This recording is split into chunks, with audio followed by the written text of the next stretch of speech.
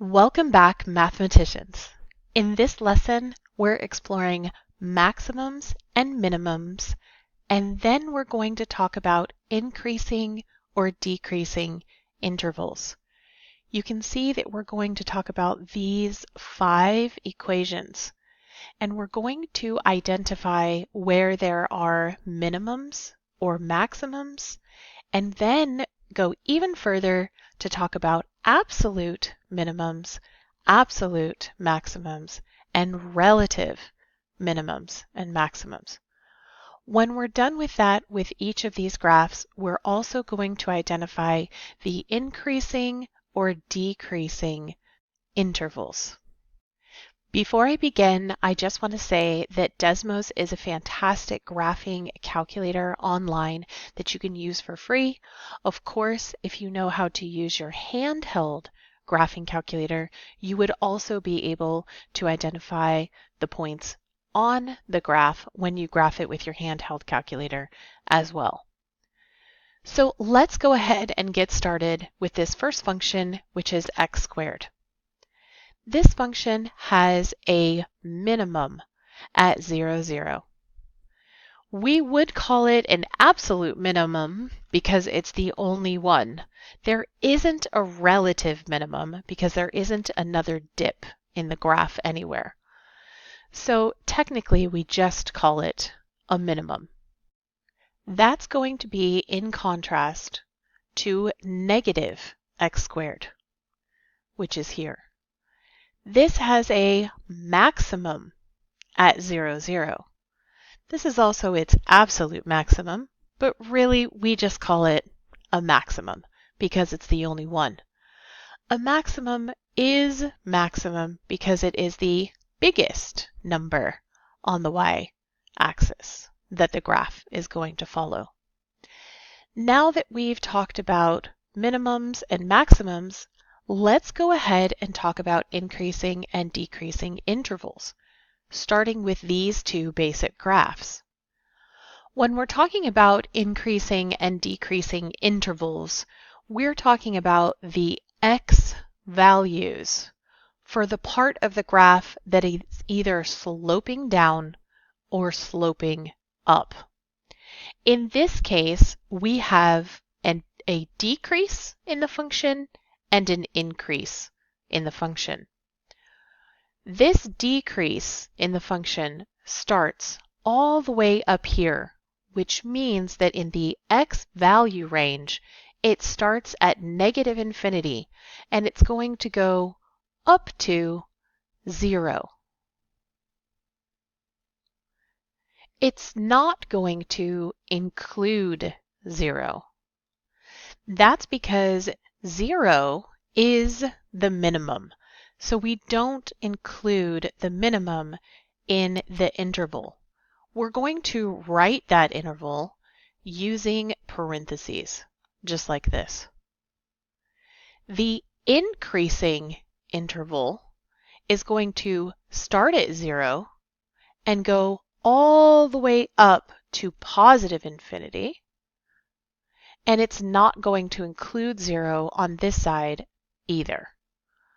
So this is our decreasing interval and our increasing interval.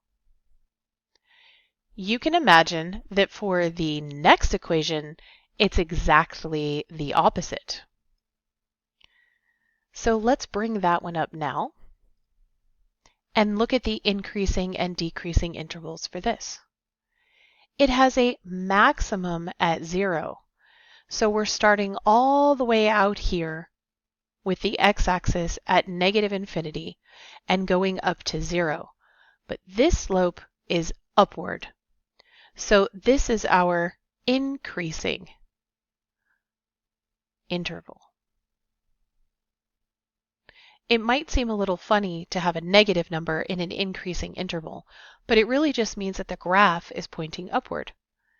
Here, the graph is pointing downward. So this is going from 0 all the way up to positive infinity. This is our decreasing interval because the graph is sloping downward. Remember that we're not going to use square brackets for 0 because it doesn't include 0, since 0 is the maximum. Now let's look at a slightly more complex graph. This graph has a cube and a square, but no x term. That causes us to have two different maximums or minimums. In this case, we have a minimum at y equals 1, or the coordinate point 0, 1. And we have a maximum at the coordinate point 2, 5. This means that we're going to have 1, 2, 3 intervals that we need to identify. We have two decreasing intervals, here and here. So our decreasing intervals are going to look like this.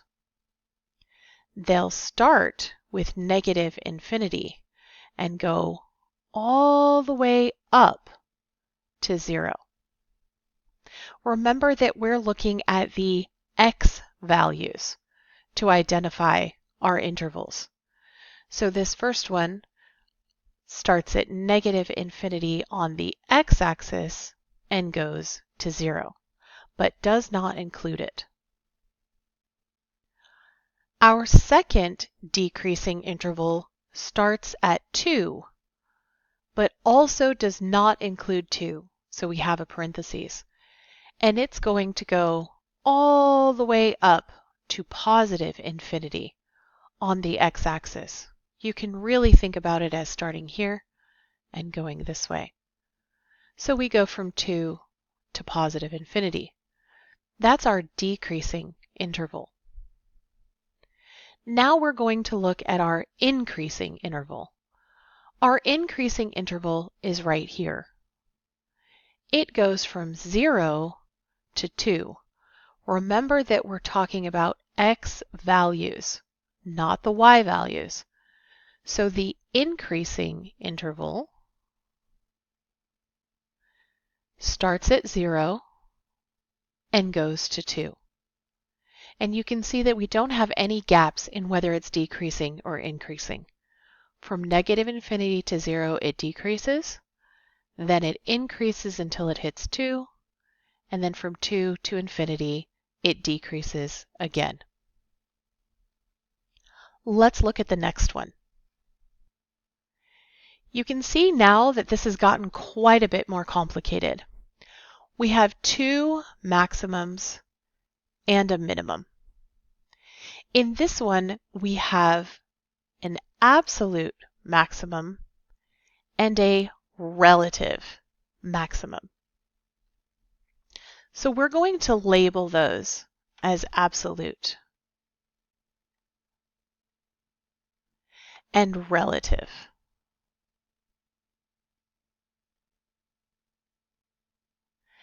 We have a straight up minimum right here. Now on your graphing calculator and in Desmos, you are able to identify the coordinates for some of these. I'm going to go ahead and put my mouse right over, and you can see, even if I dragged it here, the gray dot is going to show up on Desmos and tell me what the actual maximum is right here.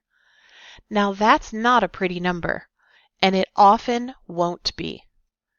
So what we're going to write down is an estimate at this point. So the estimate of the maximum is negative 1.05 and positive 3.51. Let's do the same thing for the absolute maximum. I'll get my pink dot out of the way first. And when we hover over that gray dot, we'll see, just barely because I've also written over top of it, 1.05 5.43, rounding up, and 5.42.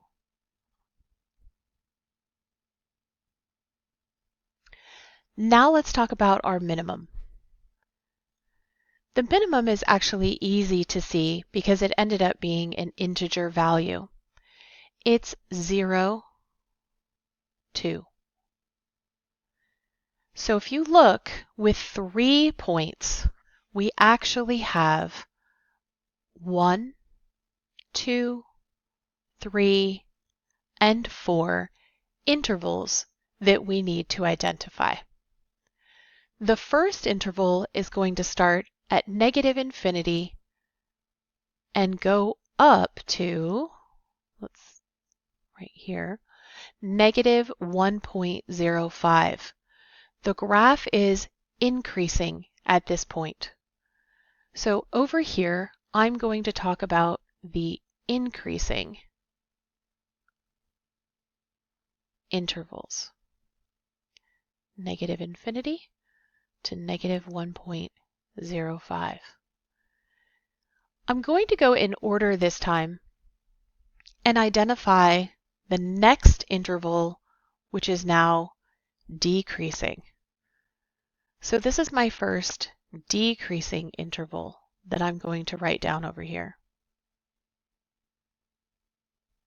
It starts at negative 1.05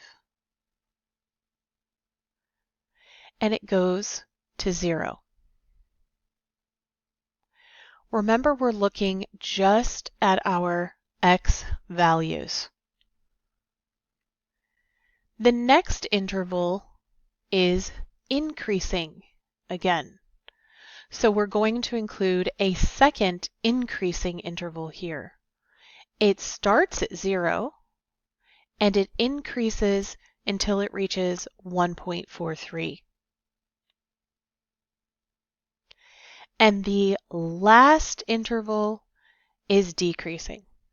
So that one's going to start at 1.43 and go to positive infinity, like this.